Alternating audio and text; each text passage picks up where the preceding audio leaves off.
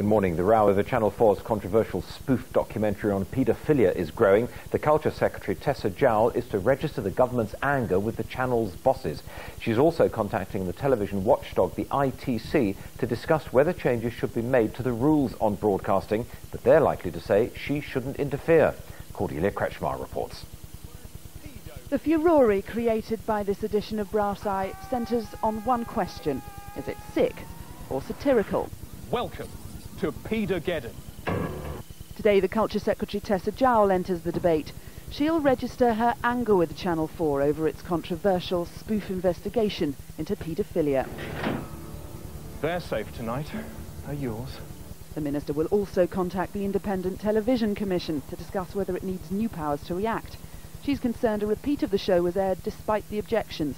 Channel 4 say their critics have missed the point.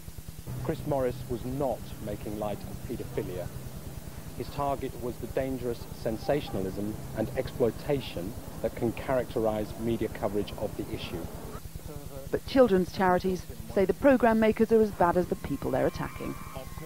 For Channel 4 to pretend that this programme somehow actually helped the debate and was more virtuous, for example, than the News of the World campaign, is absolutely ludicrous.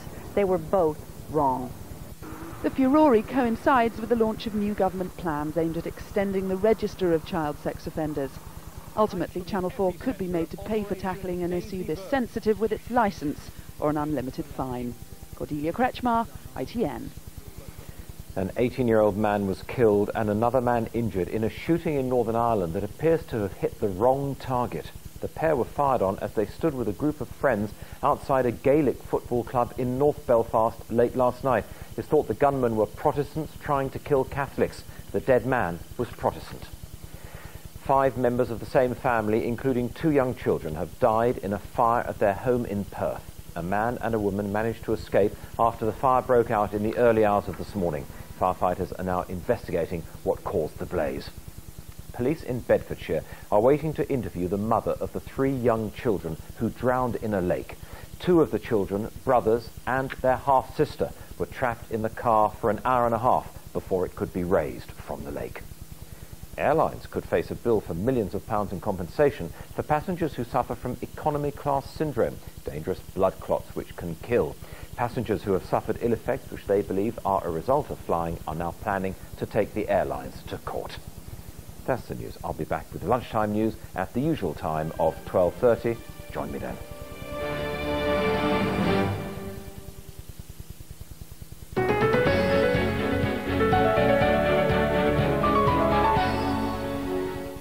Good morning. An MP has hit out at the state of the NHS after Oxford's John Radcliffe Hospital was forced to partially close its casualty department. The JR closed the minor injuries section of the accident and emergency department on Friday night because of a shortage of staff. Oxford West and Abingdon MP Dr Evan Harris, who's also the Liberal Democrats' health spokesman, says urgent steps are needed to prevent a repeat of the closure.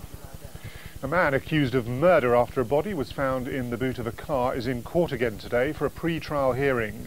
David Staunton's body was discovered in Gloucester last month. Michael Brooks, who's 18, is accused of murdering the man in Lancashire and driving him to Gloucester in the boot of his car. A report will be presented to the coroner today on a pensioner who died when her pet cat's claw pierced a varicose vein. Police in Oxford were called to a house in Ferry Hinksey Road in the Botley area after a friend found the 66-year-old woman. It's thought she bled to death. A new shop selling locally produced products has been welcomed by farmers who are still struggling after foot and mouth. Almost all of the products sold in the shop will come from farms within a 50-mile radius. It's only been open a week, but already this shop in Long Compton in South Warwickshire is doing a brisk trade. Farm Fresh is stocked almost entirely with locally produced products. You know, it's all local produce, you know where it's come from, you know it's picked fresh every day. It's all fresh, isn't it? You know, I mean, you don't know how long the supermarket's had it, really. Although this part of the country wasn't directly affected by foot and mouth, farmers here are still suffering because of a drop in meat prices. But shops like this one aim to give them a fairer deal by cutting out the middleman. What I expect to get through the shop for my lamb after all the costs have been taken out of it is probably something like £45 a lamb. Now, the other lamb that I'm probably going to sell next week, I might get somewhere between 25 and 30 pounds for the same animal.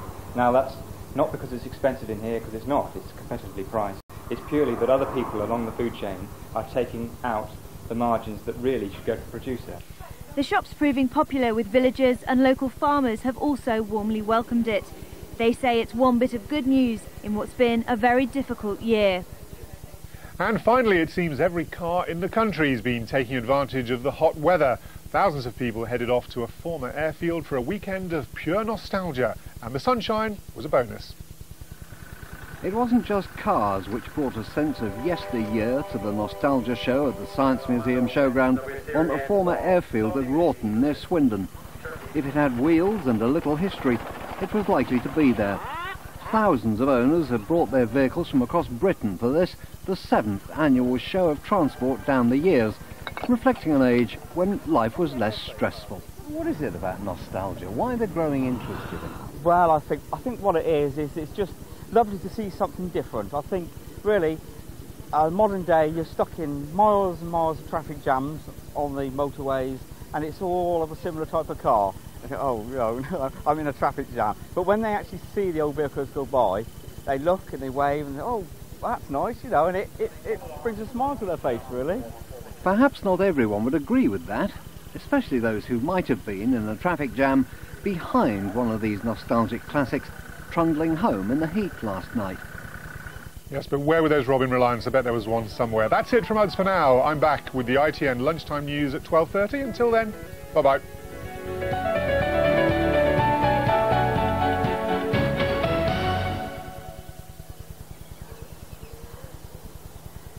Central Weather, sponsored by Staybright Windows and Conservatories. The clear choice in any weather. Hi, good morning. If only you could bank on every single summer morning being like this. And we can bank on this sort of weather until Thursday. Basically, high pressure is in charge. There are systems coming down but breaking up as they come down. The next one we shall see is the one currently over Scotland. That could bring the odd spit into the north of the region tomorrow. But generally, this is how the pattern goes. It's as you were, really, for the last few days. Another gorgeous afternoon with temperatures getting up into the low 80s again, and another fine evening follows with that. The sunshine, in fact, getting stronger as the cloud disperses through the day. And then it's another dry, very mild night that will lead to yet another day of lovely sunshine for most of us. We could see that Scottish system come down to give the odd spit across the top of the region tomorrow afternoon. Bye-bye. The Central 10-day weather line, 09063 66 60 60.